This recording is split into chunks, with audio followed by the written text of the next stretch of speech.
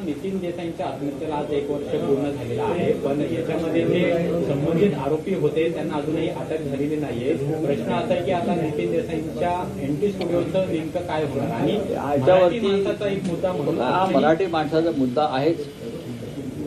हा मराठी माणसाचा मुद्दा जरी असला तरी मराठी माणसाच्या संदर्भातली कायदा आणि सुव्यवस्था सुरक्षा त्याच्यावरती देवेंद्र फडणवीस जे राज्याचे गृहमंत्री आहेत, अर्थमंत्री आहेत आपले, त्यांनी बोलायला पाहिजे, कारण हा आर्थिक विषयाशी सुद्धा निगडीत विषय.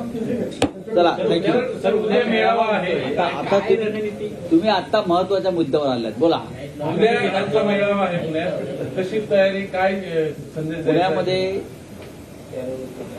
नुसतं पुणे नाही तर मावळ असेल, पिंपरी चिंचवड असेल, पुणे असेल, बारामती असेल, पुणे ग्रामीण असेल, या भागातल्या शिवसैनिकांचा हा शिवसंकल्प मेळावा आहे.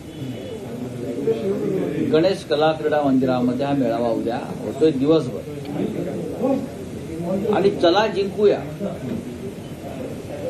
असं त्या मेळाव्याची आमची एक दिशा आहे की शिवसैनिकांना एक दिशा मिळावी, प्रेरणा मिळावी आणि आपण ज्या ताकदीनं लढतोय त्या संदर्भात त्यांना मार्गदर्शन व्हावं, यासाठी उद्याचा मेळावा आहे.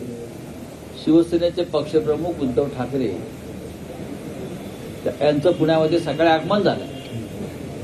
आता त्यांचे काही कार्यक्रम पुण्यामध्ये आहेत आणि उद्या दिवसभर ते त्या कार्यक्रमाला उपस्थित राहतील. या वेळेला दुर्दैवानं आम्हाला पश्चिम महाराष्ट्रामध्ये चांगलं यश मिळू शकलं नाही. आम्हाला मतं भरपूर मिळाली. महाविकास आघाडीला चांगलं मतदान झालंय का, आम्ही जागा जिंकल्या, पण आमची मावळची जागा काही थोड्या मतानं पडलेली आहे.